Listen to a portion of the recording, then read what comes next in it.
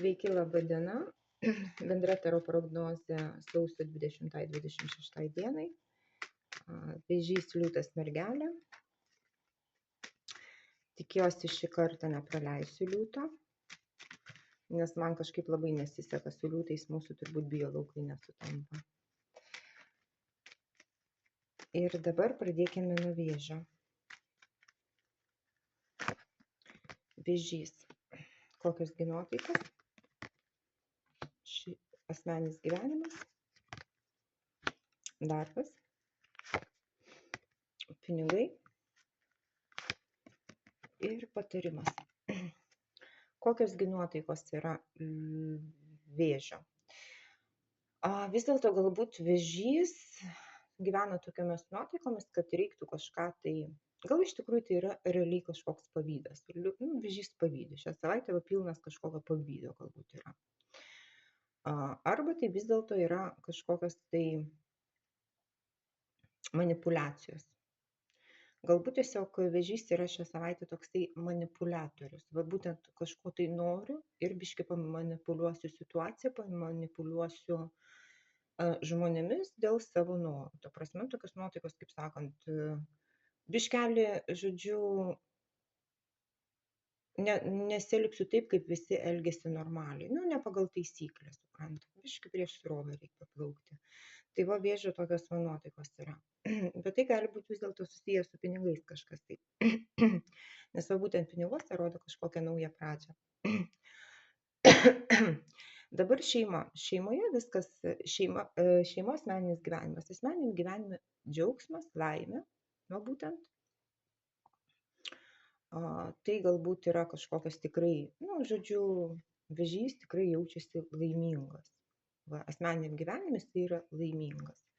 Kaip bebūtų, ar tai yra susiję tikrai su šeima būtent, ar tai su kažkokiais kitais gyvenimo įvykiais, bet jis yra laimingas asmeniniam gyvenime. Va būtent darbe, iš tikrųjų darbe, vėžys kažko tai nenori matyti. Jisai kažko tai nenori matyti ir tiesiog bando išlaukti arba apsimeta, kad to dalyko net nėra. Tai vis dėlto galbūt ir gali būti susiję su vėžio nuotaikomis. Nes galbūt kažkokias truputėlį intrigėlės kažkas, kokiam nuotaikom gyvena vėžys, kažkokie nelegalūs darbeliai, ir tai galbūt vėžys turi ir savo verslą, taip? Ten biški mokesčių nesumokėsiu, kažką tai nusuksiu, kažką legaliai nepadarysiu, nes tai gali būti iš tikrųjų ir dideli greiti pinigai, bet jie bus nelegalūs. Žodžiu, bet aš palauksiu, kol viskas savaime įsispręs vien žodžiu ir apsimesiu, kad nieko pasekmių nebus, supranta. O jeigu tai nėra susiję iš tiesų su nuotaikomis liūto, tai vis dėlto, atsiprašau vėžio, vis dėlto vėžys nenori matyti situacijos realiai. Jisai bando išlaukti, jisai nenori matyti, nes iš tikrųjų darbe vis dėlto yra kažkokios intrigos, vis dėlto kažkas tai tokio nešvaraus, kažkokio tokių visokių dalykėlių jų yra, bet vėžys jų nenori matyti. Finansai, va būtent pinigai, kažkokia tai naujas džiuginantis dalykas. Kažkokia tai situacija, kuri tiesiog džiugina su pinigais. Tai galbūt kažkokia naujo pirkinio planavimas. Ar dar kažkas. O būtent vėžys, jisai kažką pradeda. Pinigų srityje vėžys kažką tai pradeda. Jisai yra magas. Bet va būtent ir tas velnias, tai tos nuotaikos mūsų tokios, kad, žodžiu, kažką galbūt padarysiu taip, biški kažkaip tai nelabai ten pagal įstatymus. Va būtent ir magas ir sako, kad taip, ta nauja pradžia jinai yra, bet viskas priklauso nuo mūsų, kokius mes įrankius pradėsime naudoti tai pradžiai. Magas gali būti ir juodas, ir baltas. Magija yra juodoji ir baltoji. Tai va čia viskas irgi priklauso nuo pačio vėžio. Kokius jisai įrankius vis dėlto panaudos, būtent kažkam tai naujas, kažkas susijęs su pinigais, būtent su pinigais. Ir dabar patarimas vėžiui.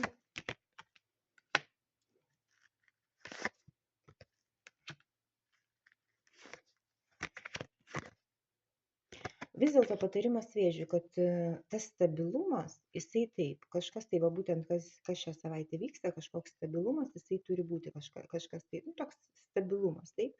Šitie projektai, kažkas gyvenime, kas vyksta, tai galbūt su šeima netgi kažkas tai, kažkokie tai planai, vestuvės, va būtent kas susijęs su pinigais, daleiskim, galbūt planuojate kažkokias vestuves ar dar kažką tai. Tos perspektyvos yra labai geros, taip, ir va būtent sėkmė šypsosi, sėkmė atsisuko į jūs, sėkmė jūsų pusėje. Tik va būtent galbūt, va tik tai reikėtų, galbūt kaip patarimas, va, būtent vėžiui, galbūt, kad ta sėkmė nenusisuktų, priklauso nuo jūsų, kokius įrankius jūs naudosit, kaip jūs sieksite savo tikslų, kaip jūs savo tikslus, savo svajones įgyvendinsit. O šiaip sėkmė jūsų pusėje. Taip, liūtai. Gerai, žiūrime. Sausio 20-26 diena. Liūtas.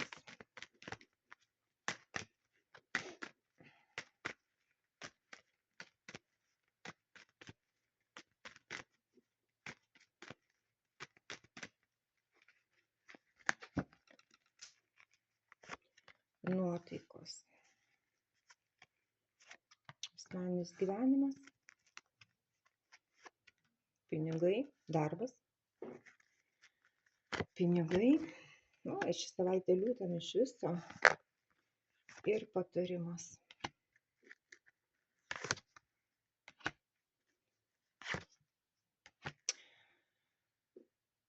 Kokios gi nuotaikos? Vis dėlto liūtai gyvena nuotaikomis kova bet kokią kainą. Tai galbūt vis dėlto yra, tikrai vyksta kažkokie konfliktai, tikrai, žodžiu, konfliktinės situacijos ir tokia kova, aš kažką pasieksiu bet kokią kainą, nesvarbu, kad kitas ir ten sėdės, verks ir visa kita, bet aš tai padarysiu. Suprantat, aš to noriu, aš tai padarysiu. Va būtent nuotaikos tokios, kaip sakant, kad liūtai, jeigu reikės, perlips visiems per galvas ir be pasigailėjimo. Suprantat, net nepagalvos apie pasekmes, nes jam nesvarbu kiti žmonės. Ta prasme. Dabar būtent asmeninis gyvenimas, va būtent asmeniniam gyvenime tai yra įtampa. Tai yra įtampa. Pasižiūrėkim, su kuo susijus ta įtampa, o galbūt vis dėlto kažkokia žinia yra. Įtampa gali būti susijusi su santuoka. Galbūt būtent tos konfliktinės situacijos vis dėlto yra susijusios su santuoka, sutuoktiniu, sutuoktinė. Ir žodžiu, šita situacija gali būti tokia, bet jeigu liūtai tai vis dėlto nėra susijęs su santuoka, tai galbūt vis dėlto tai yra susijęs su kažkokiais tai mokslais. Su kažkokiom tai galima sakyti su įstatymais, taipogi gali būti susijęs su įstatymais, su taisyklėm, kad reikia gyventi pagal taisyklės, reikia laikytis tų taisyklių, tų įstatymų. Ir va būtent galbūt ta žinia, naujiena, būtent ir yra susijus su kažkokiais įvykiais, su kuriais liūtai tiesiog nesilaikė kažkokio tai įstatymų ir taisyklių. O jeigu ne, tai vis dėlto gali būti, jeigu tai, pavyzdžiui, mokslai, kažkokie mokslai, studijos, taip, tai be abejo, mes turim laikyti egzaminą normos tokios yra, jos tokios yra, mes jų nepakeisim. Galim pykti, nepykti, galim, nu, žodžiu, nes tokios nuotaikos, kad va, atrodo, ten visus ištaškysiu, bet iš tikrųjų yra taisyklės, bet tai gali būti susiję ir vis dėlto su santuoka, su sutuoktiniu. Dabar darbas. Darbe iš tikrųjų liūtai yra pauzėje. Tai yra arba tikroji ta pauzė, kad žmogus yra nutolęs nuo darbo dėl kažkokių tai priežasčių, arba jau jisai tiesiog pats nežino, ką daryti tam darbe. tiesiog jam taip viskas tenai blogai, nu, ta prasme kažkas tai, kad jisai jau pats nežino, viskas jau jam yra blogai. Nors iš tikrųjų, ir jisai jau pats nemato tų galimybių, kad tam darbe yra galimybės, yra geros, kažkas tai yra gero, bet jisai jau nieko ten nemato, suprantat. Tai čia ir darbe gali būti konfliktai. Nu, žodžiu, šią savaitę liūtam kokios nuotaikos, ta prasme, tokia ir savaitė. Kaip sakant, ir dabar finansai, apie finansus irgi mes nieko nešnekam realiai apie pinigus. Čia apie pinigus mes nešnekam, nes vis dėlto arba tų finansų jų nėra, galbūt jų nėra. Čia mes šnekam daugiau apie dvasinius dalykus, tai čia apie materialų pasaulį mes net nešnekam. Ir iš tiesų, pinigų srityje galbūt liūtam reikėtų kažkaip pasielgti išmintingai, galbūt tiesiog pagalvoti išmintingai, kodėl pas mane su tais problemos, su tais finansais, taip, kodėl pas mane tų pinigų nėra.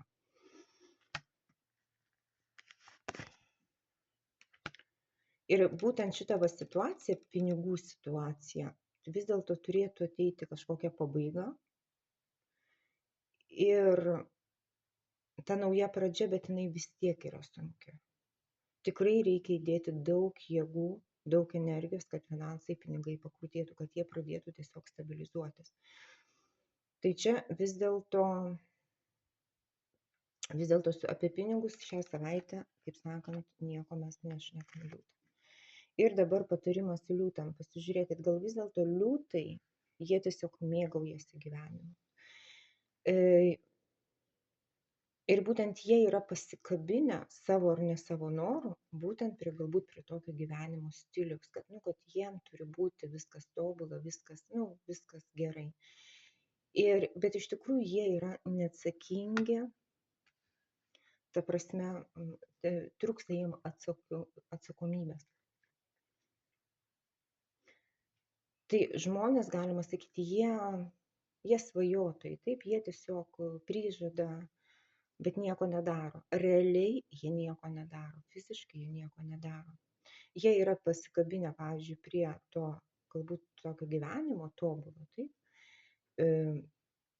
bet kad tą tobulą gyvenimą turėtų, jie nededa energijos. Suprantat, tai galbūt ir vis dėlto yra problemos ir su pinigais, kad jų nėra, nes tiesiog liūtas gyvena ne pagal savo galimybės. Arba jeigu jisai nori tokio gyvenimo, jisai turi daug daugiau įdėti jėgų. Pabaigti kažkokį gyvenimo etapą, pabaigti absoliučiai. Ir kabintis į gyvenimą reikia liūtui arti. Ta prasme, reikia įdėti daug jėgų, daug energijos, kad tiesiog savo pinigų situaciją, finansinę situaciją pakeistų. O jeigu vis dėlto tai nešnekam apie finansus, tai vis dėlto gali būti kažkokios visos nuotaikos ir patarimas, kad vis dėlto tai yra teismas, tai yra teisingumas. Vis dėlto iš savo gyvenimo liūtai turėtų išmesti, kas jiem trukdo ir labai gerai viską apsvarstyti. Tiesiog savo gyvenimą. Bet tai gali būti iš tikrųjų susiję ir su teismu. Kad jisai galbūt kažkokia santuoka, taip galima sakyti, vis dėlto jisai nenori kažko tai keisti. Tiesiog galvoju taip, kaip sakant, liūtas, tai jie turi tokį charakterį, kad jie jeigu vienos minties pasikabino viskas, jie jos nekeis. Jie, nežinau, gal ne visi liūtai, kiek pas mane yra pažįstamų liūtų ir labai artimų, tai taip jie kažkaip tai, ta prasme, liūtas, karalius, kaip sakant, visi turi liūtam paklusti. Bet iš tikrųjų liūtai kartais ir labai klysta. Tai būtent tas pasikabinimas ir yra, kad nenori keisti situacijos, nes net negalvoja, kad reiktų kažką pakeisti, galbūt aš esu neteisus. Arba aš blogai, neteisingai galvoju, yra kitas variantas, ne. Aš lipsiu per galvas, aš kovosiu ir, žodžiu, pas mane vieną kartą su liūtu vyko 3 metus teismas iš idėjos, iš principo.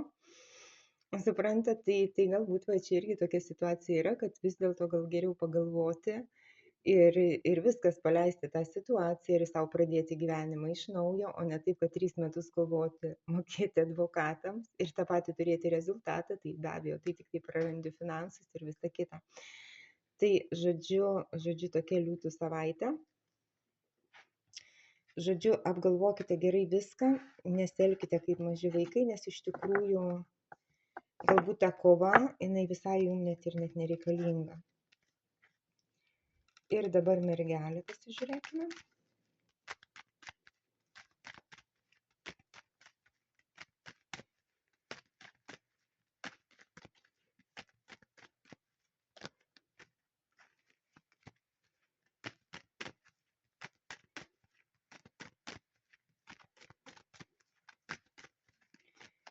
Taip, mergelė.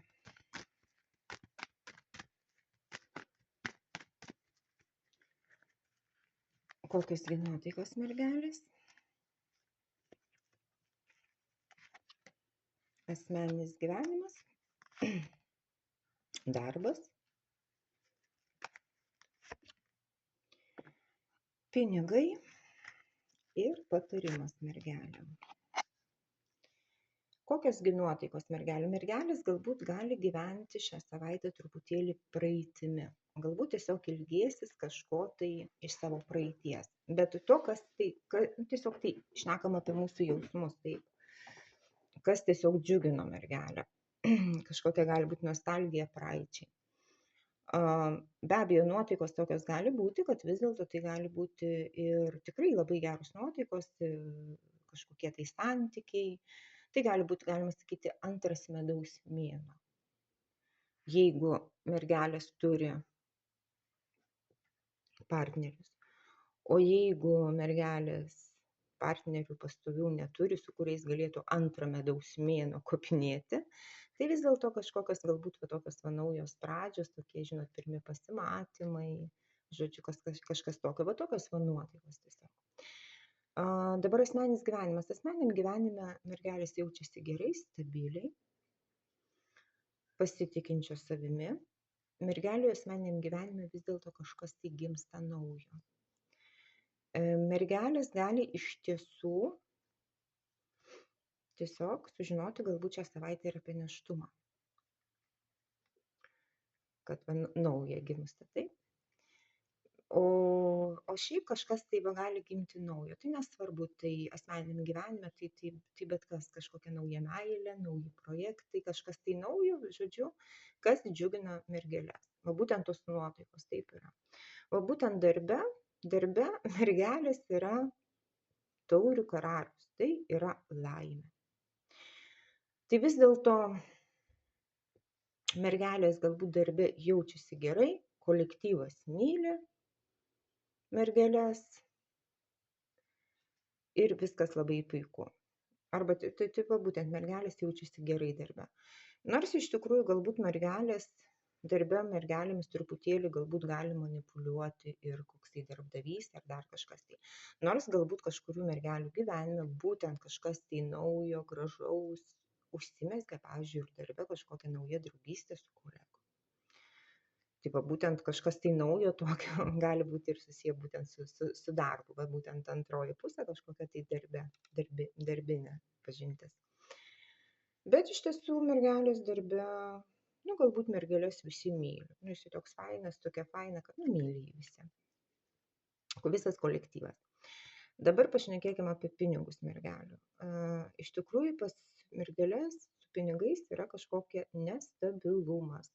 Mergelės pinigų srityje jaučiasi nestabiliai.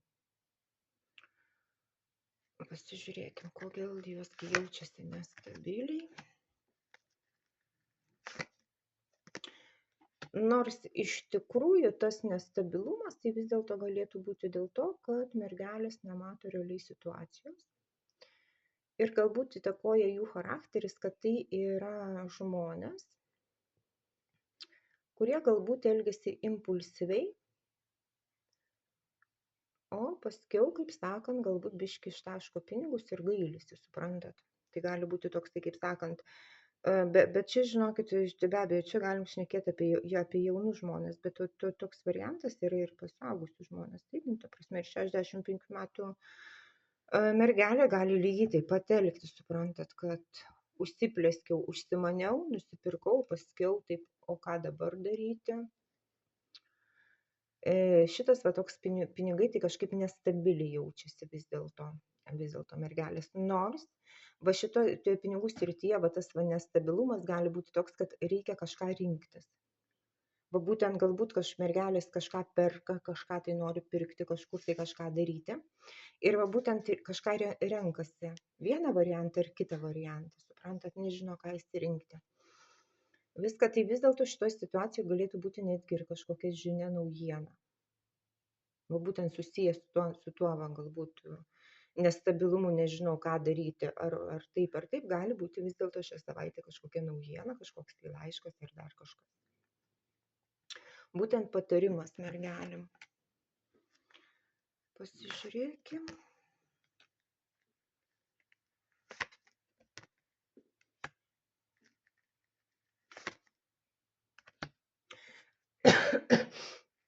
Būtent mergelės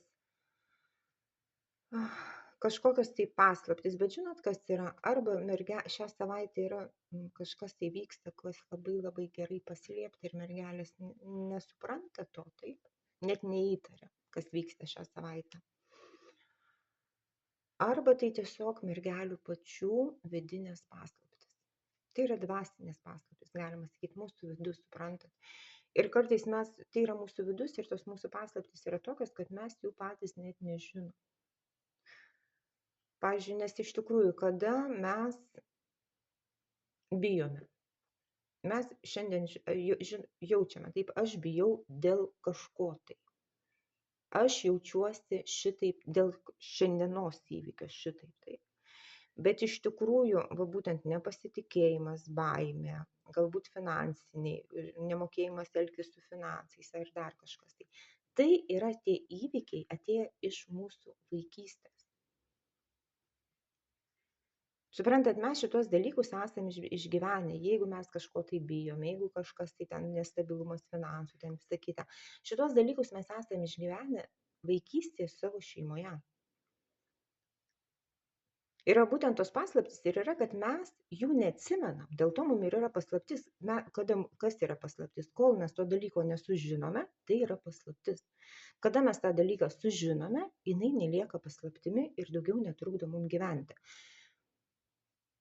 Ir va būtent šitos tokios paslaptys, vadinamos mūsų vidinės galbūt, va būtent, mergelės dėl to dalyko pergyvena, bijo, nerimauja ir nemato perspektyvų gerų. Supranta, tai yra baimės mūsų kažkokios tai. Ir va būtent mergelių gyvenimas galbūt yra toks kaip užburtas ratas, suprantat. Viskas tas pats per tą patį kartojasi gyvenime. Bet iš tikrųjų tai turėtų ateiti pabaiga. Galbūt nestabilumas finansinis, galbūt kažkokios manipulacijos darbe, gal dar kažkas, galbūt atėjo laikas mergeliai suprasti truputėlį save ir tiesiog pabaigti. Arba tai tiesiog vis tiek reikia pabaigti, suprantat. Ir va būtent tas pabaigimas kaip vyksta. Aš keičiu kažką, aš suprantu, kad aš turiu keisti kažkokią situaciją. Bet va būtent aš nusprendžiu, aš noriu pakeisti savo gyvenime kažką tai. Ar man gerai toks gyvenimas ir aš vadinasi net nesikankinu toliau. Jeigu aš noriu pakeisti kažką savo gyvenime, aš keičiuosi pats. Aš ieškau problemų savyje. Kodėl mano toks tai gyvenimas, kodėl mano gyvenime tokie žmonės, kodėl aš tokius žmonės traukiu, kodėl aš tokias situacijas savo gyvenime traukiu. Va būtent tada pradedi ieškoti atsakymų, va būtent paslaptis, taip mūsų. Ir kada mes surandame tuos atsakymus, ir tai gaunas nepaslaptis, ir tada jinai mums netrukdo gyventi, tada dingsta mūsų baimės, nes mes suprantame, kad tai nebuvo mūsų baimė. Kad tai nebuvo situacija, kurią aš realiai išgyvenau. Tai buvo įtakota aplinkinių žmonių. Tėvų, dėdukų, nesvarbu, aplinkinių žmonių. Suprantat? Ir būtent šitas dalykas yra, ar aš keičiu kažką tai. Jeigu aš keičiu kažką tai, tai aš vadinasi ieškau problemų savyje. Iš kur ateina tos problemos, nes mes traukiame tas pačias situacijas, tas pačias emocijas, kurias esam išgyvenę, bet mes jų neatsimenam tų situacijų, nes mes buvom maži, bet mes traukiam tas pačias emocijas, suprantat. Tada aš keičiuosi pats, o jeigu man viskas gerai, tada aš gyvenu taip ir kaip girdim klasiškai, kaip dauguma ir mano klientų, kurie kreipiasi į mane dėl taro konsultacijų ar negatyvo diagnostikos, yra labai klasikinis pasakymas, nieko gyvenime nepakeisi, taip jau yra. Mano toksai gyvenimas, mano yra tokia karma, mano yra giminės karma tokia. Žodžiu, kaip sakant, nieko nekeičiam, gyvenam šitaip, kaip yra. Be abejo, galima nekeisti, bet tada nereikia ir kankintis. Tada suprantam, kad toks gyvenimas, bet tai iš tikrųjų žmogaus pasirinkimas yra. Nes kokį gyvenimą mes gyvename, mes renkamės patys. Nes visą laiką galim kažką keisti. Bet savo gyvenime, ne kitą žmogų pakeisti, bet save. Kada mes pasikeičiam save, mūsų mąstymas pasikeičia, mūsų požiūris į gyvenimą pasikeičia. Ir tada automatiškai jau keičiasi tas, kad mes traukiame žmonės tokius, kokie patys esame. Kaip mes patys jaučiamės. Tai va, tai tokia, čia jau gavosi mergelių taro konsultacija, kaip visą laiką ir psichologinė. Palaukit. Čia mano šuo biškelį šiandien koja įsisuko. Tai va, dėkoju, kad buvote. Jeigu jums patiko, dėkite patiktukus. Jeigu nesate užsiregistravę, prisijungę mano YouTube kanalą, junkitės, bus malonu ir iki greito.